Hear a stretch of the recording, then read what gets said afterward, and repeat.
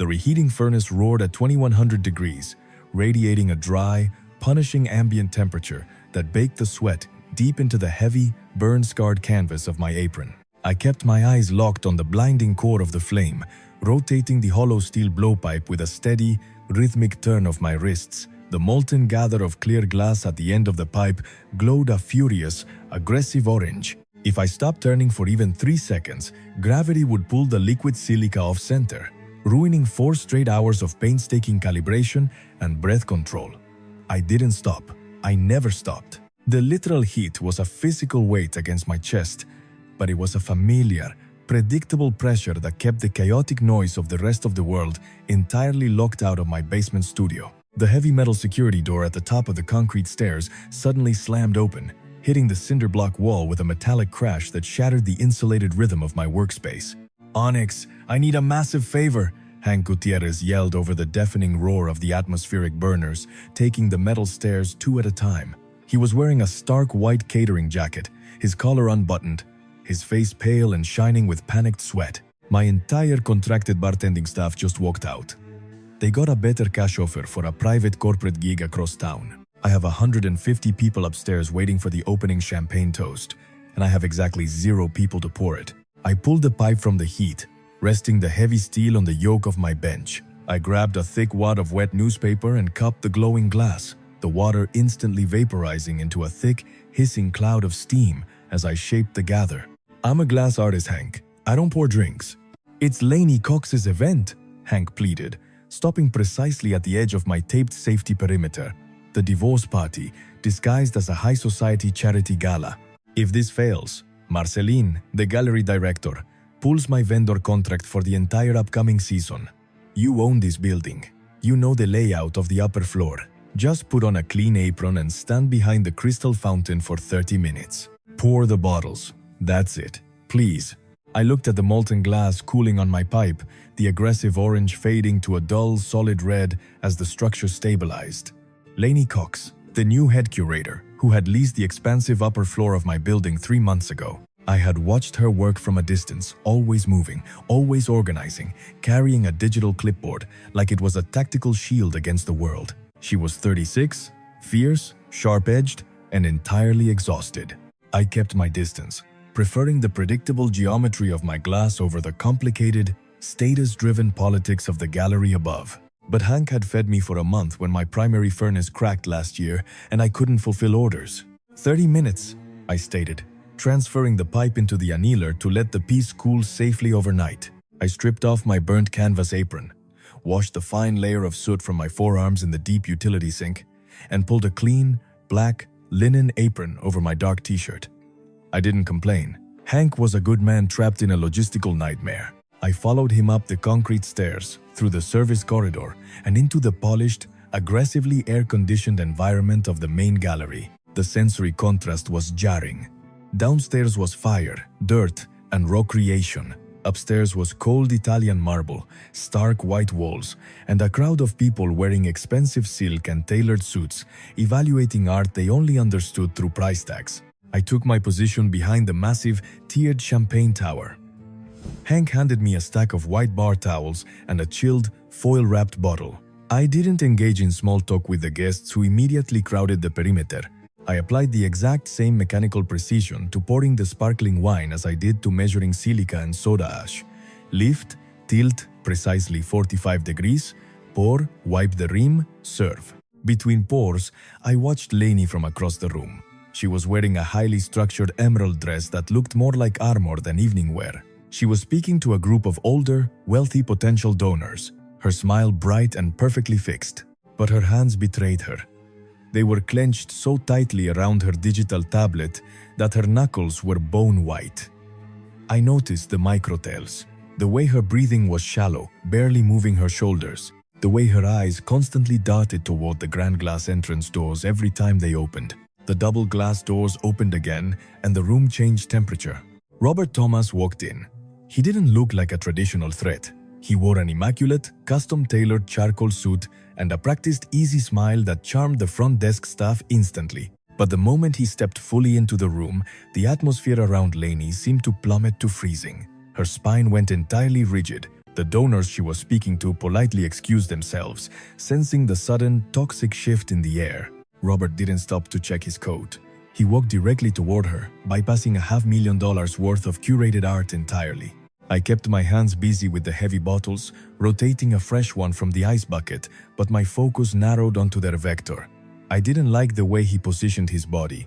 He deliberately stepped into her personal space, using his height to force her to back up step by step until her heels hit the edge of the marble bar where I was currently stationed. "Lainey," Robert said, his voice smooth, carrying a patronizing edge that grated against my eardrums like cheap sandpaper. "I'm genuinely surprised you managed to pull this off. I heard the accounts were completely frozen during the settlement audit. The gallery sponsored the gala."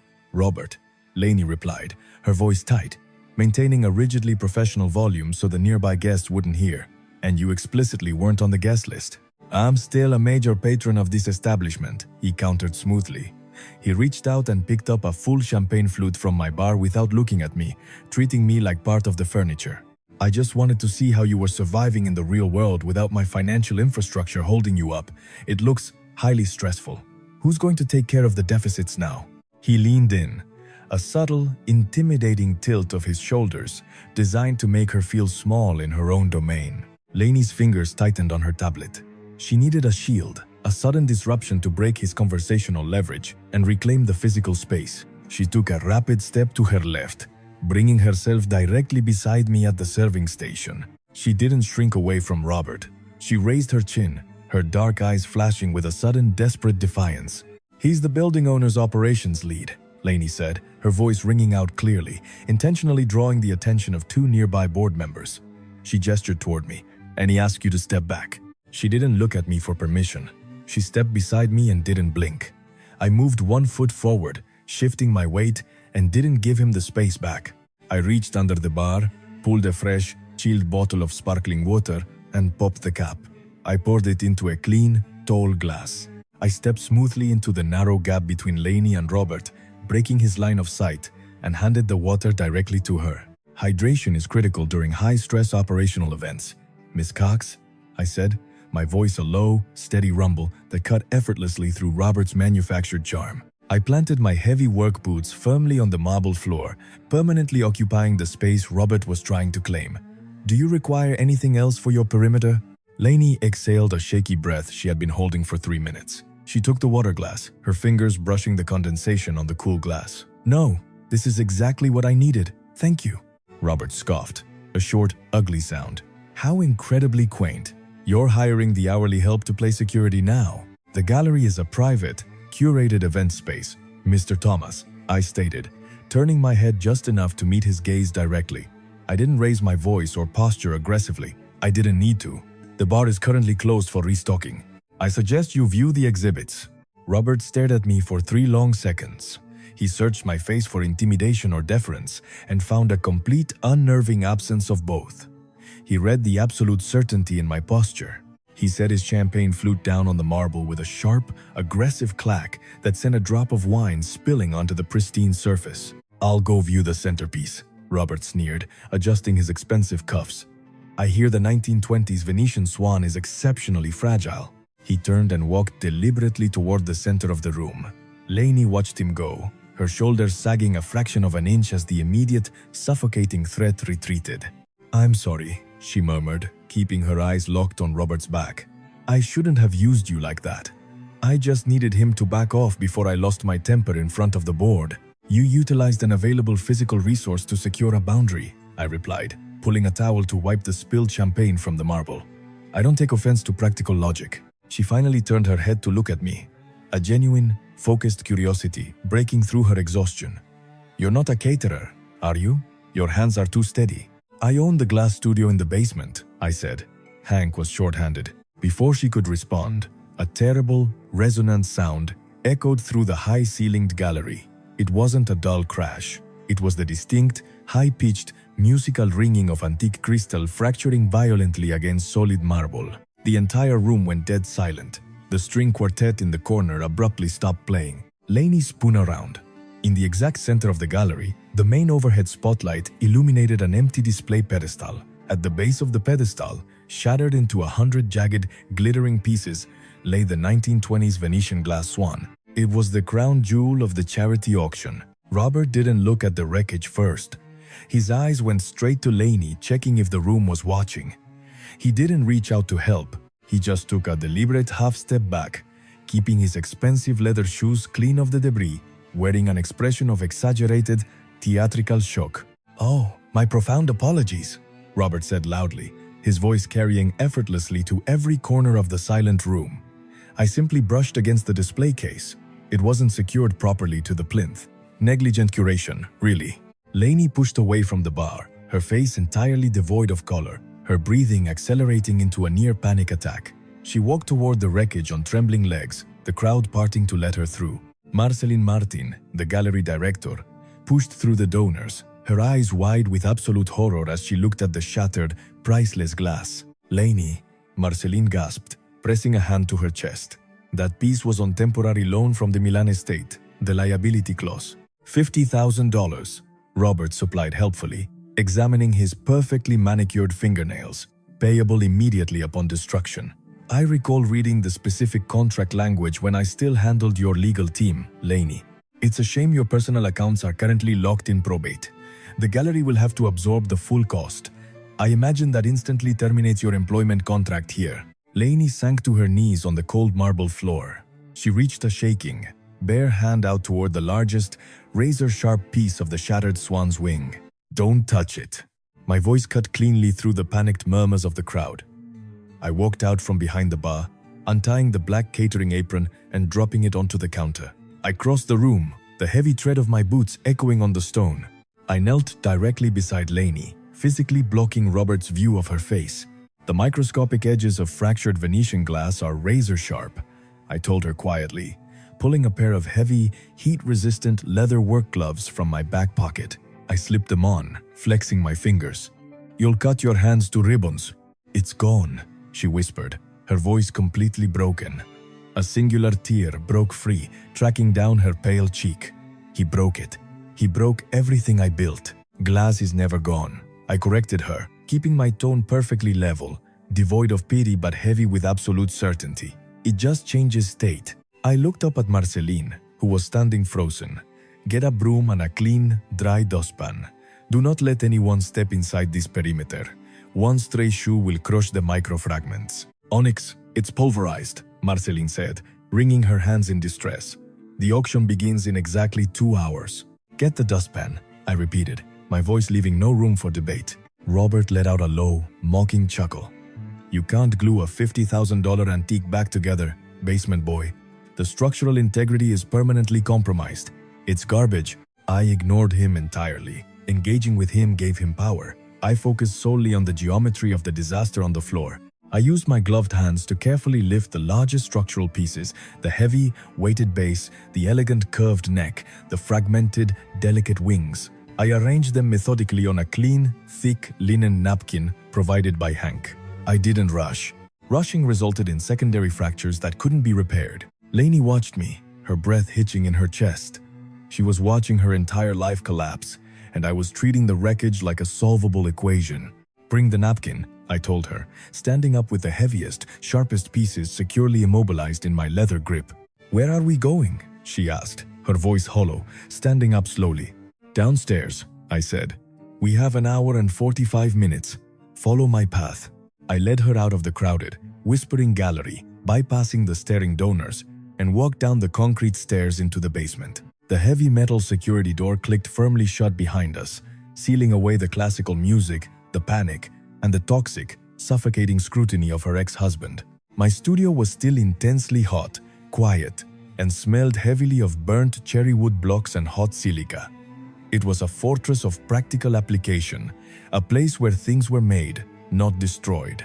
I walked to the massive steel center work table, cleared a space among my steel jacks and diamond shears, and set the shattered pieces down under the bright, surgical glare of an overhead halogen drafting lamp.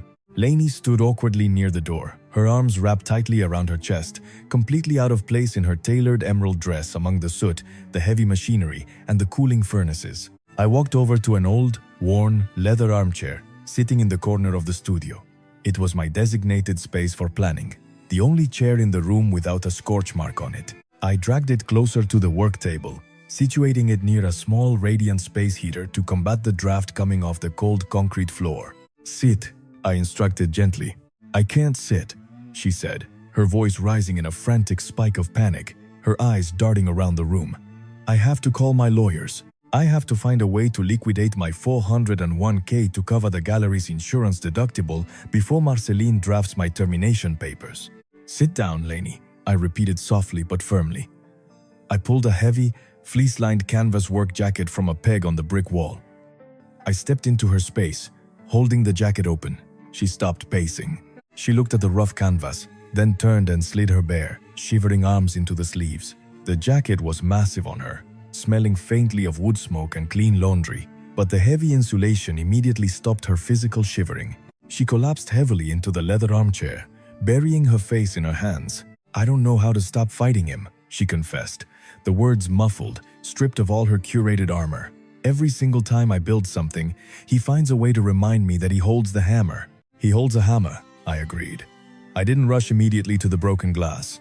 I walked to a battered metal workbench against the far wall where an electric kettle sat. I poured hot water into a heavy ceramic mug, steeped a chamomile bag for exactly 40 seconds, and carried it over. I set it on a cork coaster exactly 2 inches from her hand. "Drink. The heat helps regulate the adrenaline crash." She looked at the mug, then up at me. The frantic rhythm of her breathing slowly began to match the steady, mechanical hum of the studio's ventilation fans. She picked it up, letting the rising steam warm her pale face. "A hammer only destroys," I continued, walking back to the work table and pulling a bottle of industrial-grade isopropyl alcohol from the chemical shelf. "If your ex comes down here, he's buying my next furnace coil. It takes actual power to put things back together." I poured the alcohol onto a clean microfiber cloth and began meticulously cleaning the jagged edges of the broken glass, removing the microscopic oils from Robert's hands and the gallery dust that would prevent a clean bond. "What are you doing?" she asked, setting the mug down and lifting her head, her curator's brain trying to process the action. "I am executing a structural repair," I explained, my eyes never leaving the illuminated glass. Venetian crystal shatters cleanly, without micro-splintering. If the pieces are realigned perfectly on the original axis, an optical-grade UV-curing epoxy will bond the matrix. It won't be invisible up close, but it will hold the structure, and it will sell. "It won't look the same," she argued, standing up and walking toward the table. "The internal cracks will refract the gallery lights. The auctioneer will see it immediately. The piece will be deemed worthless." "It won't look the same," I confirmed, reaching for a small, specialized metal syringe filled with a clear, viscous liquid. "It will look better. I need your hands." This was the dynamic I understood best.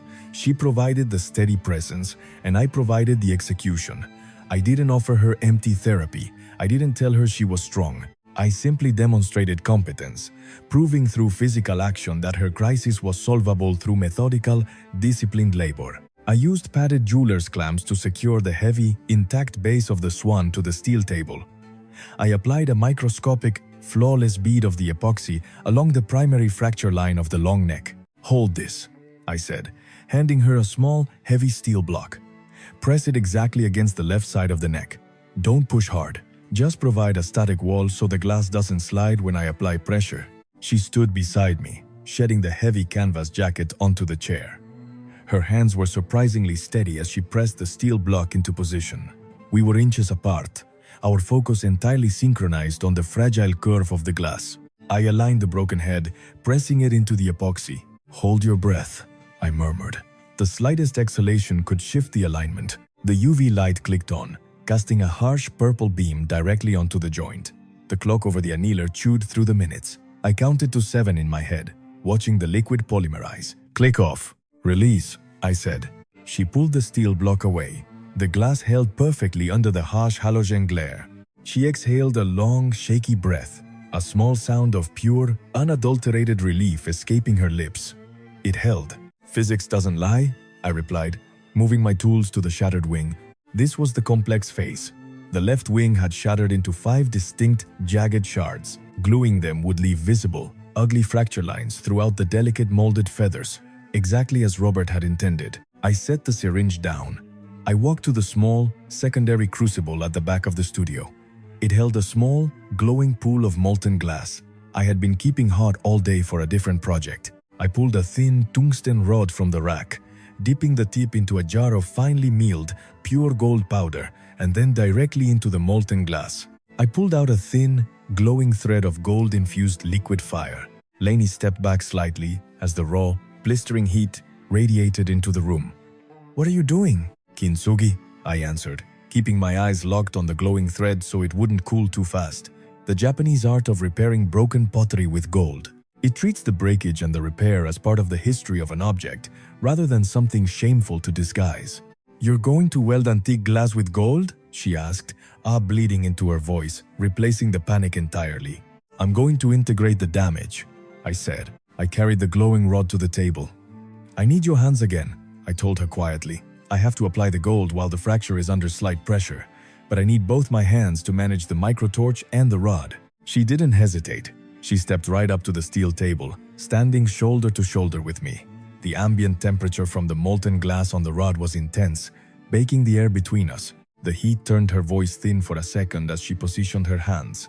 I nudged the heavy base of a small industrial fan with the steel toe of my boot, angling the airflow to cool her face without disrupting my torch. I didn't touch her. "Hold the primary joint," I instructed, guiding her hands to the exact coordinates on the glass wings. Her skin was cool. Mine was layered in heavy calluses and heat. "Do not squeeze. Just maintain the structural form." I brought the microtorch to life. A tight, blue, hissing flame. I held the broken shards of the wing together with a pair of long steel tweezers. I laid the thread of molten, golden glass directly into the deep fracture line, using the torch to melt it precisely into the gap. The torch has stayed narrow and blue. I moved a millimeter at a time, waiting for the glass to flash from orange to clear before feeding the gold wire into the gap. One tremor in my wrist would shatter the wing via thermal shock. I didn't flinch. I didn't blink. The room went dead quiet as she watched.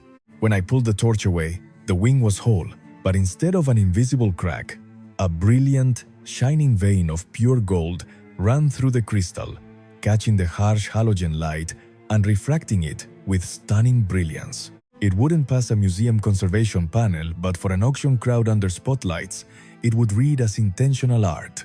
I repeated the process for the remaining 4 fractures. By 8:45 p.m., the swan sat completed on the steel table. It was no longer a pristine, untouched antique. It was something entirely new, scarred, repaired, and devastatingly beautiful. Lainey stood over the table, staring at the piece. She reached out, tracing a finger hovering just a millimeter above the raised gold veins, afraid to touch it but unable to look away. Her phone buzzed loudly on the table, a harsh, electronic intrusion from the world above. She picked it up. The screen illuminated her face. "It's Marceline. The auction starts in exactly 15 minutes. Robert just formally notified the gallery board that I destroyed the primary lot. They are preparing the liability and termination paperwork right now." She looked up at me. The panic was completely gone, replaced by a quiet, determined clarity. The frantic, brittle energy she had carried all evening had burned away in the heat of the studio. "Are we done?" she asked. "The glass is cool," I confirmed, lifting the heavy, golden-scarred swan from the table. "Lead the way." We walked back up the concrete stairs. The heavy metal door opened, throwing us back into the bright, classical atmosphere of the main gallery. The main floor was packed with murmuring guests. A mahogany podium had been set up at the far end of the room. Marceline stood at the microphone, looking pale, defeated, and holding a stack of notes. Robert stood in the absolute front row, his arms crossed over his chest, a look of profound, victorious satisfaction on his face. "Ladies and gentlemen," Marceline spoke heavily into the microphone, her voice echoing through the silent room. "We regret to inform you that our featured lot this evening, the 1920s Venetian swan, has suffered catastrophic damage and will be permanently withdrawn from." "Hold the lot." Lainey's voice rang out from the back of the room, clear, loud, and unwavering. The crowd parted instantly. Lainey walked directly through the center aisle of the room. She was carrying her digital clipboard not as a defensive shield, but as a ledger of command. She didn't look like a victim. She looked like a general returning to the front lines. I walked exactly one step behind her right shoulder, carrying the heavy glass swan. Robert's smile vanished instantly. His posture broke. He took a rapid step forward, his eyes locked in disbelief on the glass in my hands. "That's impossible. It was shattered into 100 pieces." "It was fragmented, Robert," Lainey corrected him loudly, stopping squarely in front of the podium, addressing him but speaking to the entire room. "But thankfully, I employ a world-class restorative glass artist on my staff." She turned to me. I stepped forward and placed the swan onto the center of the velvet-lined auction pedestal. The gallery spotlights hit the piece. A collective, audible gasp rippled through the wealthy crowd. The thick golden veins running through the crystal caught the intense illumination, turning the broken antique into a modern masterpiece of resilience and artistic defiance. Marceline stared at it, her jaw physically dropping. "Lainey, this is..." "Marceline, write this down for the catalog," Lainey announced, her voice ringing out clearly over the silent crowd, making her public choice undeniable. "Onyx Clark's studio is now our headline partner." Robert's face flushed a deep, ugly, angry red. He stepped aggressively toward the pedestal, pointing a shaking finger at me. "He altered it. He defaced an antique with cheap parlor tricks. It's structurally compromised and utterly worthless." I didn't argue with him. I didn't raise my voice to defend my craft. I simply picked up a heavy, solid brass paperweight from the edge of Marceline's desk. I held it up so the entire room could clearly see its weight. Then, with a smooth, highly controlled motion, I tapped the thickest golden seam with the brass weight one solid, intentional note. A sharp, clear, musical ping echoed through the massive room. No new fracture. The seam held under a controlled tap. I set the brass weight down on the velvet. "The structural integrity is sound," I announced to the silent room, relying entirely on measurable physical reality to end the debate. Robert stared at the intact glass, his leverage entirely destroyed.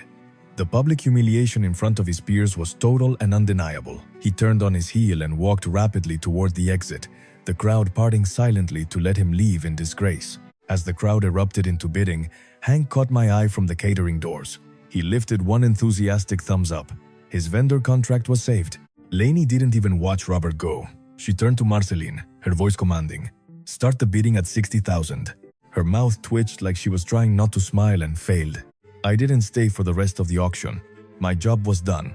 I turned and walked back toward the service doors. The heavy metal door sealed shut behind me, instantly cutting off the refined applause and the rapid, escalating cadence of the auctioneer. I walked back down the stairs. I stood at the utility sink, running freezing cold water over my hands, scrubbing the fine gold dust and soot from my skin with a heavy pumice stone. The adrenaline of the rapid repair was finally fading, leaving a deep, familiar ache in the muscles of my lower back. I dried my hands on a shop towel and surveyed the studio. The silence down here usually felt like a protective shield. Tonight, for the first time in years, the empty space just felt hollow. I walked to the old leather armchair, intending to sit down, but the chair felt different. It carried the faint, lingering scent of vanilla and the warmth of her presence, a ghost of the energy she had brought into my isolated space. I sat down, staring at the empty steel table where the swan had been.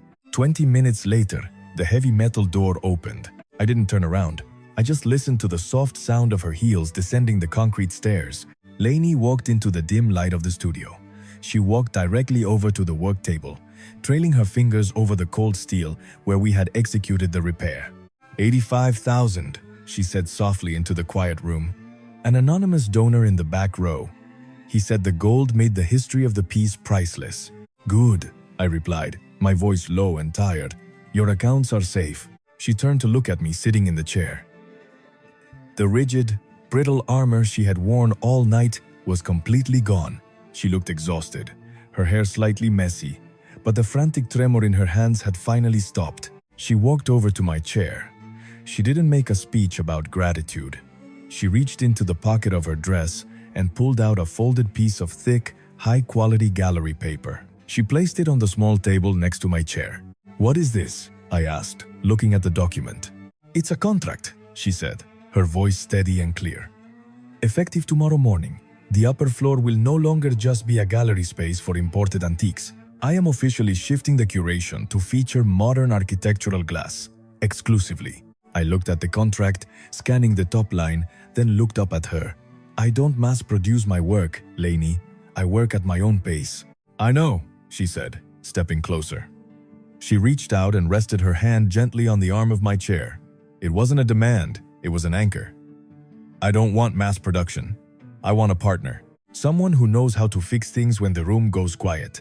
She wasn't asking to be saved. She was making a practical, documented choice. She was claiming my work and, by extension, my presence in her life, publicly and permanently. I looked at her hand resting on the worn leather. I didn't offer a dramatic declaration.